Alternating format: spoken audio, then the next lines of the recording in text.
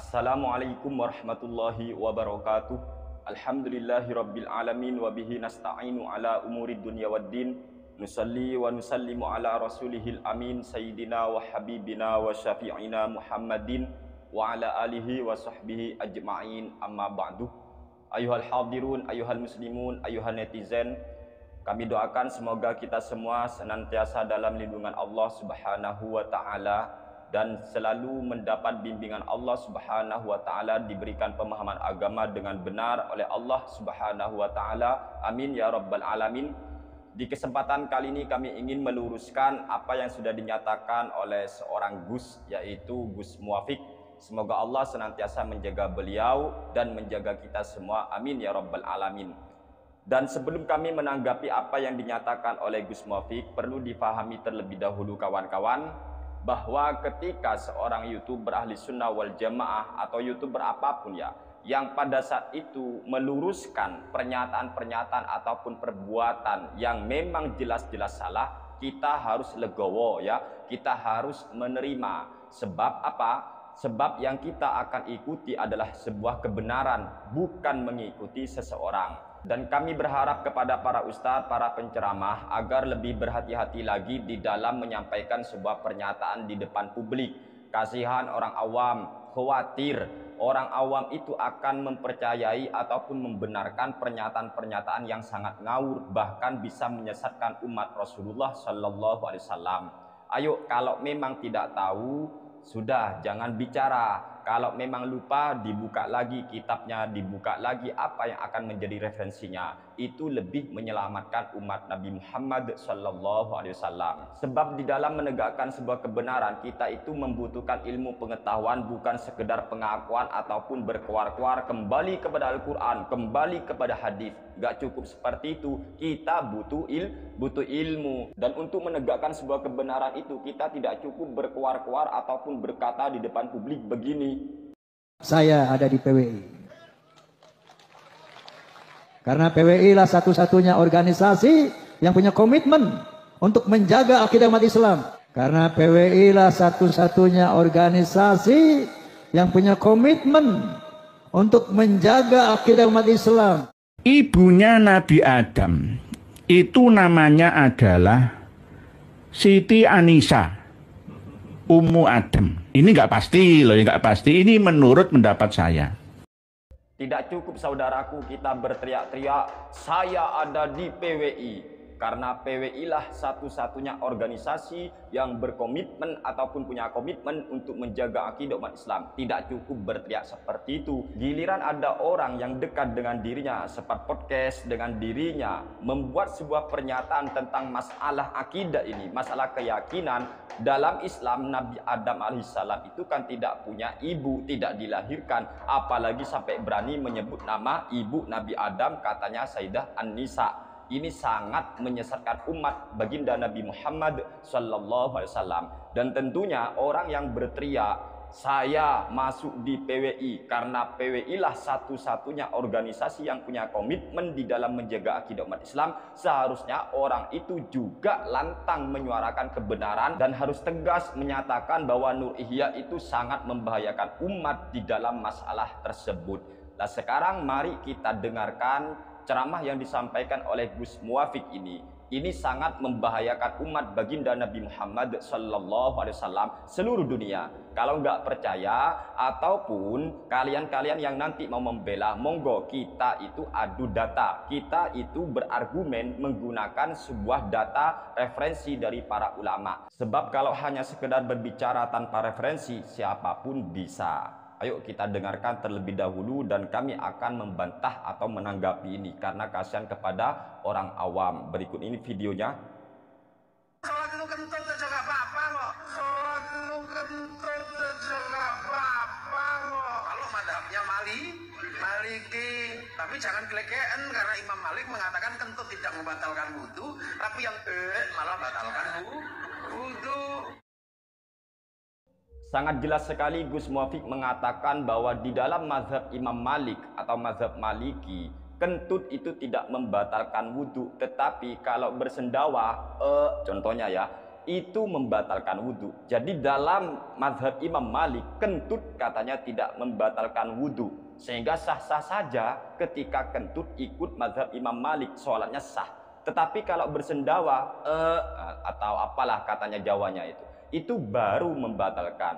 Ini ya Allah, ini menggunakan kitab apa ya kira-kira? Kami belum menemukan kitabnya. Nanti kami akan bacakan referensi kami ya. Kalau memang ada yang menemukan bahwa di dalam mazhab Imam Malik kentut itu tidak membatalkan wudhu, silakan, kami akan ikuti fatwa itu. Tetapi kalau tidak, ya kita harus legowo, menyalahkan atau mengoreksi dan meluruskan pernyataan Gus Muwafiq ini. Sebab kalau andai kata 1000 orang, 2000 orang, 3000 orang yang mendengar ceramah daripada Gus Muwafiq ini kemudian mempercayai apa yang dinyatakan oleh Gus Muwafiq, tentu sholat orang tersebut tidak sah, batal menurut ijma ulama. Sebab sepengetahuan kami pribadi, kentut itu membatalkan wudhu dalam 4 mazhab.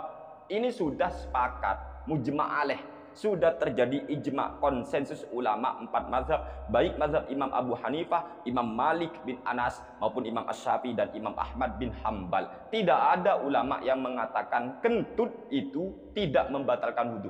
Gak ono sing dauh gitu para ulama, gak ada. Dalam masalah ini kami akan berpijak kepada kitab Sahih Bukhari dan kitab-kitab yang lain, kitab fikih lintas 4 mazhab. Saksikan sampai selesai biar tidak gagal paham.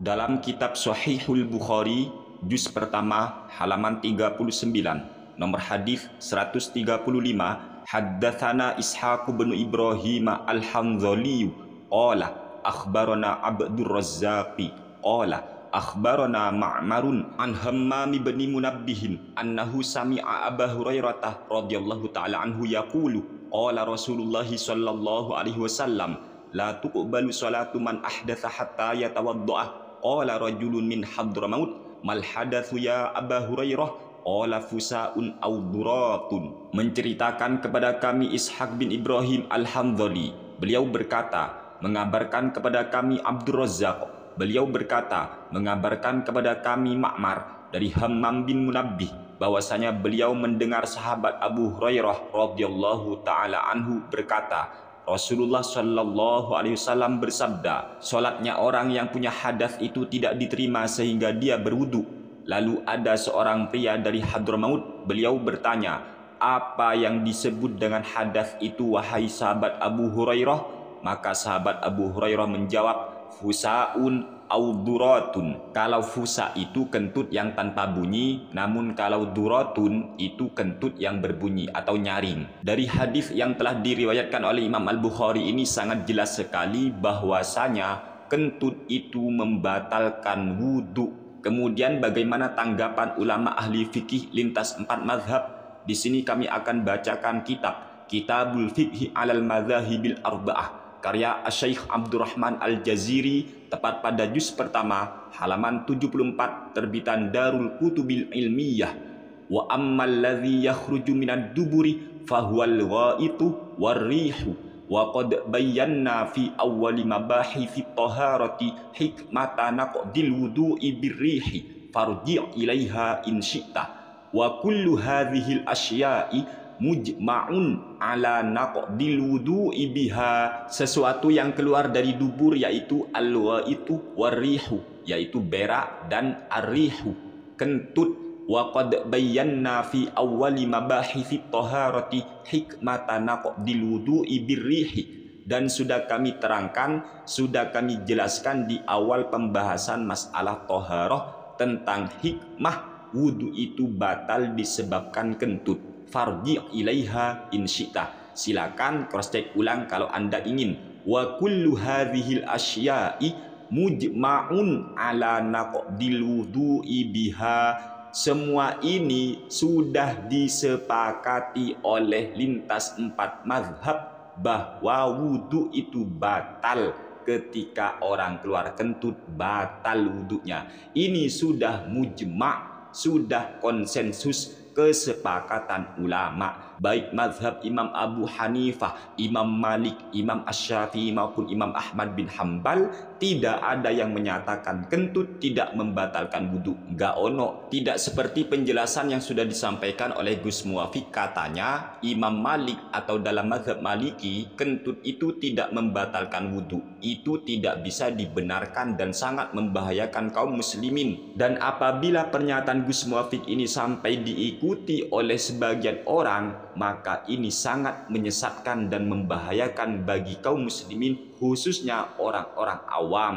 Sehingga ini penting untuk kita sampaikan kebenarannya. Oleh sebab itu kami mohon kepada para penceramah, kepada para ustadz, kalau memang tidak tahu tentang sesuatu, sudah jangan pernah membahas sesuatu yang tidak diketahui. Kasihan orang awam, apalagi ini tentang masalah sholat, tentang masalah wudhu. Wow, bayangkan andai kata 2000 orang, 1.000.000 orang yang menonton seumpama ceramah Gus Muwafiq, kemudian mereka menganggap apa yang dinyatakan oleh Gus Muwafiq ini merupakan sebuah kebenaran. Di saat mereka sholat lalu mereka kentut, ternyata mereka lanjutkan sholatnya dengan berlandaskan pernyataan Gus Muwafiq bahwa dalam mazhab Imam Malik kentut tidak membatalkan wudhu, sehingga mereka tetap sholat. Lah, ini sangat berbahaya dan jelas-jelas menyesatkan umat baginda Nabi besar Muhammad Sallallahu Alaihi Wasallam. Ayo, kalau kita tidak tahu, jangan sok tahu. Belajar, belajar, belajar, dan terus belajar. Jangan pernah bosan belajar, karena semesta tidak pernah bosan untuk mengajar. Wallahu a'lam. Ini sekedar watawasaw bil haqqi watawasaw bis sabri wa qul ja'al haqqu wa zahaqal batil innal batila kana zahuqa qulil haqqa walau kana murra. Wassalamu alaikum warahmatullahi wabarakatuh.